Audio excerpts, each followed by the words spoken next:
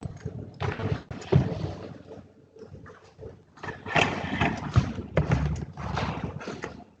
morning, students. Today I'll be starting now with intermediate uveitis.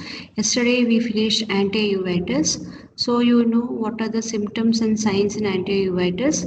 Normally in anti-uveitis, patient will present with pain, redness, watering, or lacrimation, photophobia along with blepharospasm. And signs are like you'll have severe lid edema or periorbital edema, circumciliary congestion, corneal edema will be there, and there can be persistent corneal edema, an AC reaction like flare, cells, then keratic precipitates are there in AC, hypopyon can be there, hyphema can be there. Okay, then iris atrophic patches or sometimes hypopigmented or depigmented patches can be there in the iris. That is very common in cases of viral uveitis.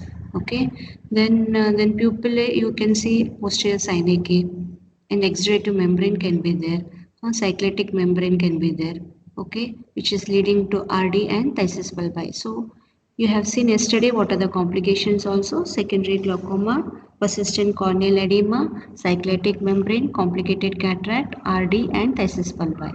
Okay, now we will start with intermediate uveitis, and you know this intermediate uveitis is very common between the age of 20 to 40 years, very common in this, and it accounts for only 15% of all type of uveitis, and it's common in very young age, and the symptoms and signs you can see in intermediate uveitis are not like anterior uveitis. Here there is no redness, there is no, the pain can be there, it is also mild, but there is no redness, watering as such those we are seen in anterior uveitis. It is very quiet, it is like a white uveitis where there are no symptoms or signs much what you can see in your naked eye, like that. Okay, like it is not type of granulomatous, it is a type of granulomatous you can say. Okay, I told non-granulomatous will have those symptoms, very intense flare and all, but in intermediate it is like a spillover uveitis from behind the posterior segment. What are the changes you can see that will be seen in your anterior segment? Okay, most common causes of intermediate uveitis are sarcoidosis, pars planitis, multiple sclerosis, masquerade syndrome, infection. In infection, it can be toxoplasmosis, Lyme's disease, toxocaria, syphilis, tuberculosis. Most commonest cause for intermediate, always it is idiopathic only. We will not find what is the cause for intermediate uveitis, and it is common between the age of 20 to 40 years.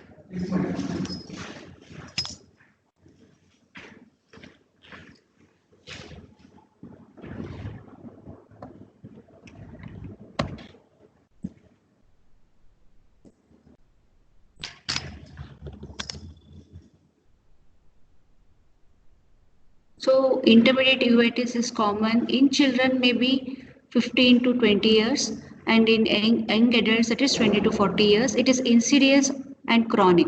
Okay, it can be unilateral also, but frequently it is bilateral, but it is asymmetrical. Usually the commonest symptom what the patient will present with intermediate uveitis is floaters. Floaters is always due to vitritis or snowball appearance in the pars planitis. So in this picture you can see, right, in the above you can see the vitritis picture. Beside that, right lateral side you can see vitreous snowball opacities. Inferiorly you can see mild peripheral periphlebitis. Periphlebitis is nothing but inflammation of vessels, peripheral vasculature. Snow banking is nothing but inflammatory cells and exudates. They get collected behind the vitreous, in the mid vitreous. It's very common. This leads to your floaters. The symptom of floaters is due to snowball opacities, which is seen in the pars planitis. Other name for intermediate uveitis is also called as pars planitis. Okay, remember, other word for intermediate uveitis, otherwise called as pars planitis. So inflammation of inflammatory cells you can see in the midvitreous. Okay, intermediate uveitis. It can also present with floaters, and if at all there is a diminution of vision in the intermediate uveitis, is always due to your cystoid macular edema.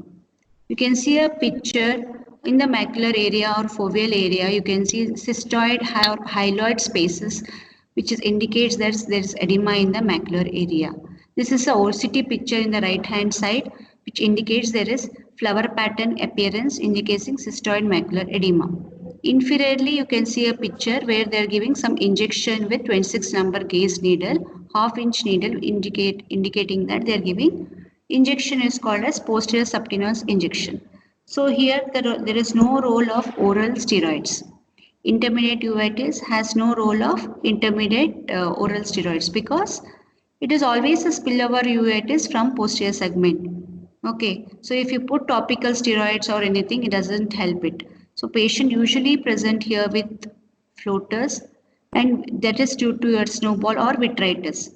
Vitritis is a main cause for diminution of vision, or snowball is a pathological or important sign in your intermediate uveitis. The treatment of choice is posterior subcutaneous injection. So you can see a picture here in the right hand side. Superiorly you can see so vitreous is condensation. There is vitritis, periphlebitis. Okay, and it is common in HLA-DR15. 15% of patient with pars planitis will have multiple sclerosis. CME is the most commonest cause for your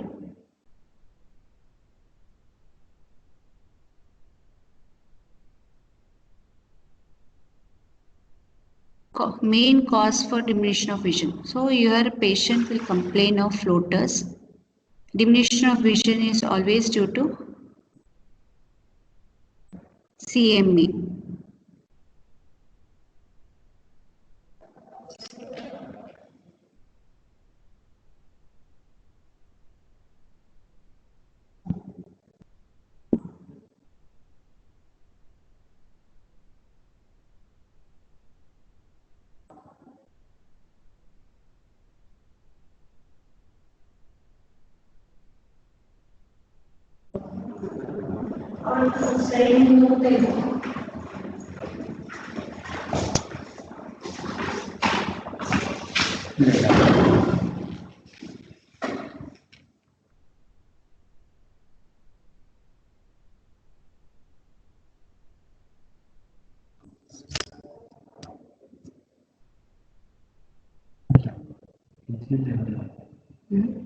message है ना ये mail है लाते होंगे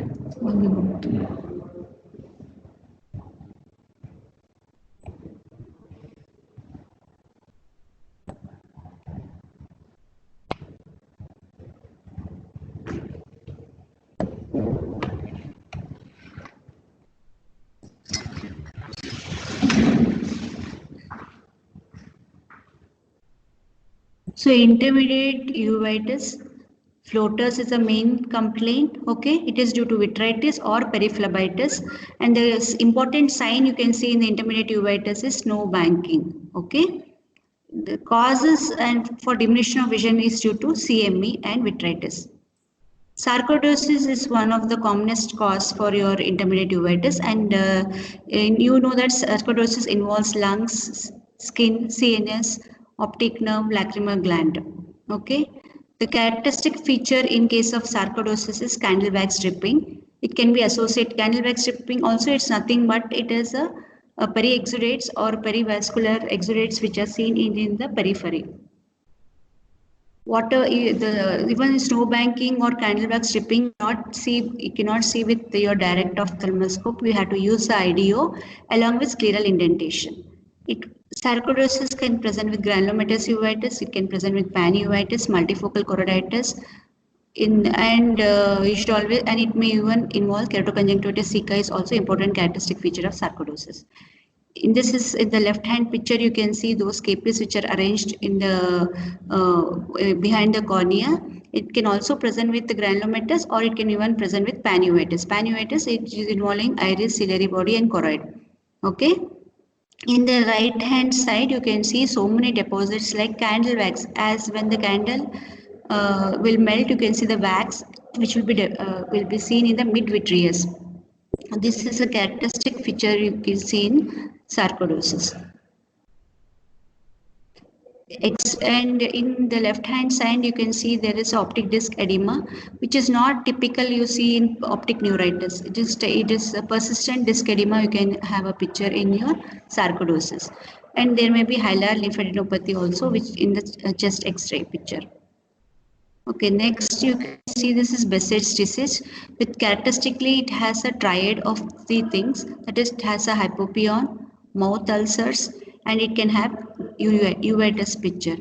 Along with uveitis, there can be even arthritis. So, major criteria for Behçet's disease is skin is involved, oral is involved, genital is involved, eye can be involved.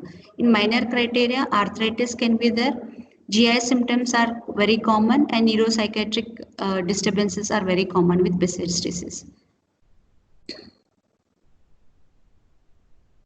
This is a picture showing the differential diagnosis of hypopyon. Yesterday also I showed you hypopyon can be seen in your Behçet's disease, and it is also seen in case of HLA-B27 associated uveitis. Along with that, they can have low back ache and GI symptoms, GI disturbances, ulcers and joint pain can be there. This is a picture of showing VKH. VKH is nothing but Vogt-Koyanagi-Hard's disease. Okay, because it is always present with bilateral panuveitis. Characteristic features in VKH is vitiligo is there, very common. Alopecia can be there. Poliosis can be there with in 10 to 60% of patients. They have dysacousia, tinnitus. 75% of patients will have auditory problems. They can present with meningitis, which is very common in 80% patients. Optic nerve head edema can be there. Hyperemia is very common in the optic disc, leading to serious retinal detachment. They even have a characteristic feature of Dehlen-Fitch nodules. The characteristic feature in this fundus appearance is it is called as sunset glow fundus. That is the very common, that is optic disc edema with hyperemia of the optic nerve head, leading to called sunset glow fundus. There can be perilimia vitiligo. It is called as Singura sign. It is HLA-DR4 is associated with VKH syndrome. Now, what are the causes for panuveitis? Panuveitis, first 22.2% patients are idiopathic. Sarcoidosis accounts for 14%. Multifocal choroiditis and panuveitis, Behçet's disease, SLE, syphilis, Vogt-Koyanagi-Hard's syndrome, HLA-B27 is associated with 4.5%. So whenever they ask you a question with what are the causes for panuveitis, you can just tell first is idiopathic. Second commonest causes can be sarcoidosis. Third is HLA-B27. Fourth can be VKH. Sympathetic ophthalmia is sixth cause. So others, it's very difficult to remember. So these 4 to 6 causes you can remember.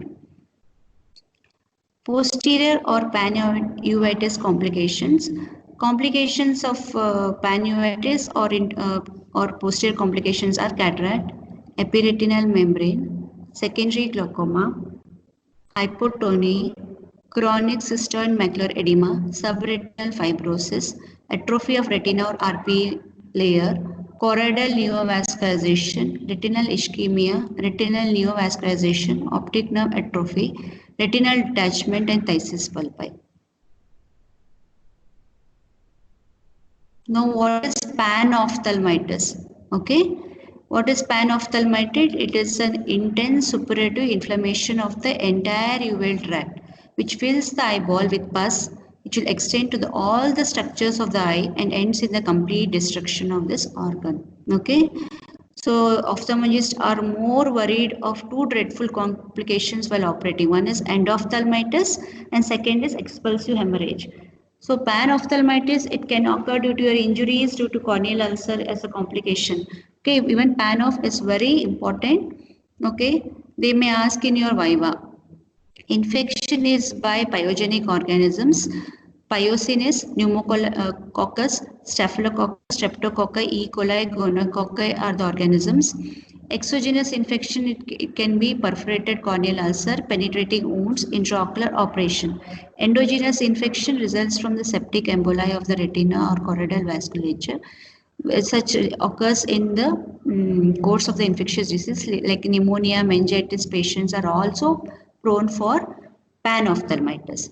What are the symptoms? Diseases usually starts with fever, headache, vomiting, severe pain in the eyeball and complete loss of sight. Signs is usually unilateral. Lids will be swollen and red. Conjunctiva is intercircumciliary congestion can be there. Chemosis of the conjunctiva can be there.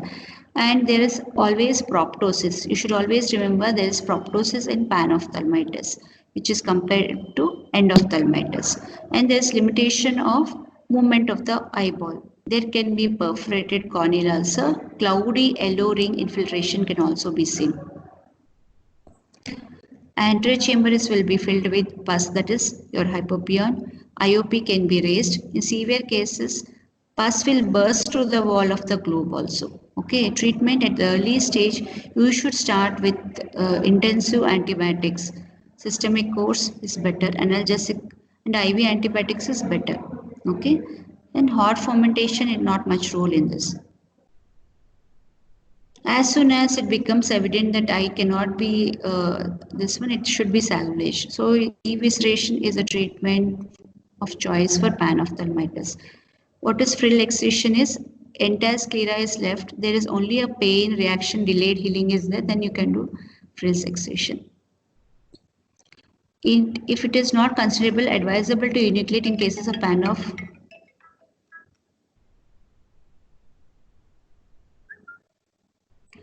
Why you should not do enucleation in cases of panophthalmitis? Because it is since it may spread to other structures leading to meningitis. So evisceration is treatment of choice in cases of panophthalmitis. It is always bad. However, condition does not cause sympathetic ophthalmitis. So here you can see the picture of panophthalmitis where inflammation of whole eyeball including even the tendons capsule. Eyeball is fully filled with pus. You cannot see any other structures cannot be seen at all. It is infiltrated with inflammatory cells. Okay, patient will complain with severe pain, headache, loss of vision, swelling of the eyes can be there. So you should start with IV antibiotics better. Better to start with broad spectrum antibiotics to prevent the further spread of infection leading to meningitis. This is a picture of endophthalmitis. Here there is the inflammation of the inner coats of the eyeball. Okay, so in panophthalmal differences you will have proptosis and limitation of the movements. In endophthalmitis it is not that because only inner coats are involved. It is possible complication of all the sometimes with intraocular surgeries. Like yesterday I was saying when there is PC rent and there is nucleus matter it is in the midvitreous and all. So those patients are more prone for phacoanaphylactic reaction. So those type whenever there is a PC rent, take proper precaution to close the surgery. So otherwise it may lead to endophthalmitis. Even the lids are very important. So proper aseptic precautions are very important while operating. Okay.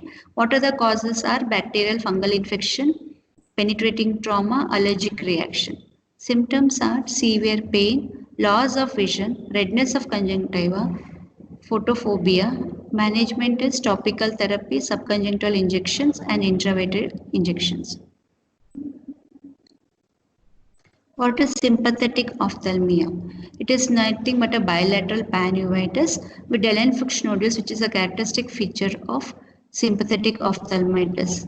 Choriocapillaris is spared, which is a very characteristic feature of sympathetic ophthalmia.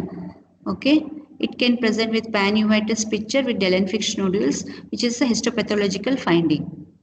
Fundus findings are same like your VKH. Okay, that it has a sun-side persistent disc edema will be there.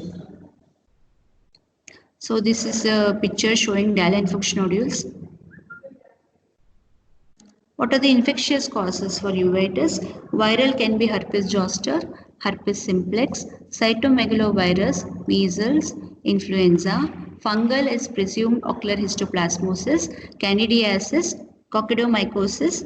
Parasite can be toxoplasmosis, toxocariasis, pneumocystis careنا, onchocerciasis.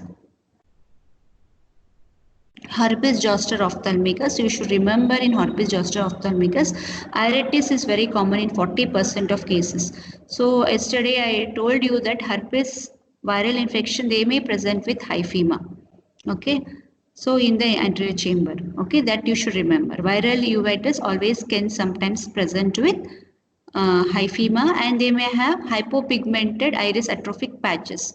So in the right hand side, you can see inferiorly there is iris atrophy in 20% of cases, which is characteristic of herpetic uveitis, and they will have small to medium sized of KPs. What is Hutchinson's sinus? When the tip of the nose is involved, it indicates that it is most of 90% of cases eye will be involved. So if at external nasal branch is involved and nose is, tip of the nose you have the lesions with herpetic lesions, then mostly 90% they will be have association of eye involvement. That is the Hutchinson sign. What is the basic mechanism? Ocular inflammation in cases of uveitis is they have vessel dilatation, vascular permeability will be there, migration of cells like KPs, hypopyon, retrointra cells, vitreous cells, erythrocytes, they will have hyphema. Ocular signs is circumciliary signs, aqueous flared cells, okay, can be hypopyon with hyphema along with, you can see posterior synechiae, okay. Sometimes even mid-vitreous cells can be there in anterior uveitis. In intermediate uveitis, you will have always snow blank opacity, vitritis, with leading to cystoid macular edema. Candidiasis albicans, what you can remember, it is always risk groups are drug addicts or compromised host. Patients with long-term indwelling catheters are more prone for candidiasis. How does it progress? First, it can progress with unifocal choroiditis, or it leads to cotton ball colonies like multifocal retinitis with vitritis. It also can present with endophthalmitis or vitreoretinal traction. Now toxoplasmosis, there can be always, you can see in the left hand side there is an optic disc. Below that you have some blackish whitish lesion. That indicates there was a old scar. Okay, so blackish lesions are there, pigments are there on the scar, which indicates it's an old scar. So old scar with fresh, beside a fresh scar is always indicates a toxoplasmosis retinitis. So any patients, for example, if they eat, you should always remember when you use your vegetables, like your palak, those vegetables and these things, you have to wash it properly, because you don't know whether they have any ova in that. So that is very important. People eating non-veg, they're more prone for toxoplasmosis. Okay. So any friend, and they have typical vitritis. The vitritis picture in the case of toxoplasmosis is called as headlight in fog. So in fog, when we put fog is nothing but vitritis. It is called as headlight in fog, a picture of vitritis. Why? Because in fog you won't see anything. So when we put headlight, it will be a blur image. So vitritis also give a blur image when we put IDO. So that is headlight in fog picture is there in, it's a characteristic feature of toxoplasmosis. This is toxocariasis. Toxocariasis can present with chronic endophthalmitis, posterior pole granuloma. So in the left hand side, the child is presenting with, what is this? It is common between 2 to 9 years of age with leukocoria, okay, or strabismus. And posterior pole granuloma is present between 16 to 14 years age with vision loss. And Optic nerve granuloma can be there or peripheral granuloma can be there. Optic nerve granuloma, the child can present between 6 to 14 years with vision loss, and peripheral granuloma picture a patient will present during adolescence or adult life with vision loss.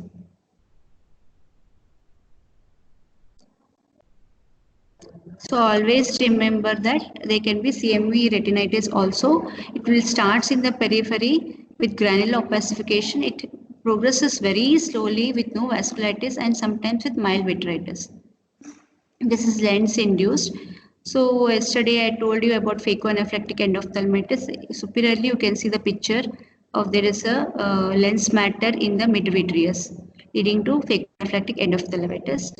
The second one is phacotoxic uveitis. Phacotoxic uveitis after extracapsular cataract extraction, you left the lens matter, you are not washed it properly, it can lead to some reaction. That is called as phacotoxic uveitis. In phacoanaphylactic reaction, you can have mutton fat KPs and all. In phacotoxic, you can sometimes have moderate to medium sized KPs can be there with AC reaction. Now, what is posterior uveitis? Posterior uveitis refers to the inflammation of the choroid. Okay, that is called as choroiditis. Okay, since outer layers of retina is in contact with the choroid, the inflamed choroid always involves the adjoining retina, and the resultant lesion is called chorioretinitis. Clinical types are suppurative choroiditis and non-suppurative choroiditis. Suppurative choroiditis, it is purulent inflammation of the choroid. It usually does not occur alone. Mainly it is seen with endophthalmitis. Non-suppurative choroiditis, it is characterized by the exudation, cellular infiltration resulting to the grayish-white lesion on the red choroidal vessels. Depending upon the number of lesion, it can be classified into diffuse, disseminated, localized, or focal. It can be again divided into central, papillary, peripheral, and equator. So in the left hand side, you can see focal and multifocal choroiditis with panuveitis. In the right hand side, you can see there already healed lesions are there. Blackish lesions indicates they're healed. Okay, and it can be a pneumocystis carinii choroiditis picture, which is very common in AIDS.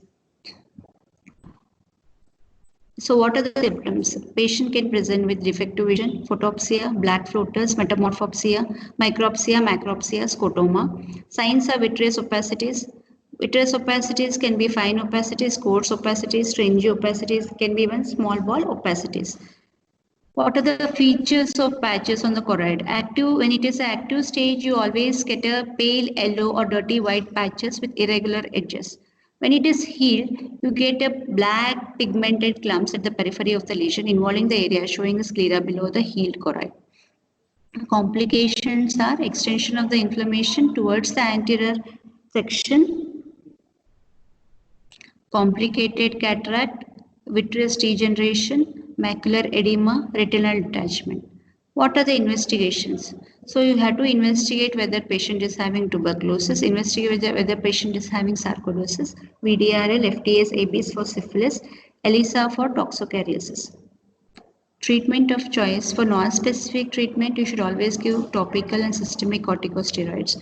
Second is posterior subcutaneous injection, where I had shown you the picture how when they are giving posterior ST, that is called as PST, posterior subcutaneous injection. In intermediate and posterior uveitis, the role is, and in intermediate it's only PST. Okay, and in posterior uveitis you can give systemic corticosteroids. Topical has not much role. Immunosuppressive agents is very much important in the role in posterior uveitis. Specific treatment is required for causative diseases such as toxoplasmosis, toxocariasis, tuberculosis, and syphilis. Now, tumors of the uveal tract. You should know what are the complications of your giving oral steroids or topical steroids. So, if you give oral steroids, they are more prone for topical steroids will cause glaucoma, oral steroids will cause cataract. Okay, so you should always remember when you give in old patients, they are more prone for peptic ulcer, arthritis, osteoarthritis. Okay, and even secondary Cushing's also you should remember, and peptic ulcer is very common in them. So even diabetic status, there can be deterioration of diabetic status also. And so whenever you want to give steroids, be careful, take proper guidance from the patient, and okay, then you can start with steroids. What are the tumors of the uveal tract? So benign tumors are neurofibroma, leiomyoma, benign cyst, nevus, hemangioma. Malignant melanomas are the most frequently occurring intraocular tumors in adults. So in the right hand scene, you can see the malignant melanoma pictures. There is a fundus picture also. There is a melanoma in the midvitreous. Typical cases in shows a pigmented, elevated, oval-shaped mass. The color of the tumor is frequently brown or blackened. Okay. The secondary exudative detachment is very common, and it can develop with malignant mel. Treatment is enucleation. Enucleation is nothing but the excision of the globe. Radioactive plaques are also suitable for small tumors and medium-sized tumors. Photocoagulation with xenon argon laser can be used for the treatment of melanoma of choroid. Partial lamellar sclerovectomy can be suitable for certain cases which are selected for the tumors. Excenteration is indicated for melanomas with extensive extraocular extension. Thank you.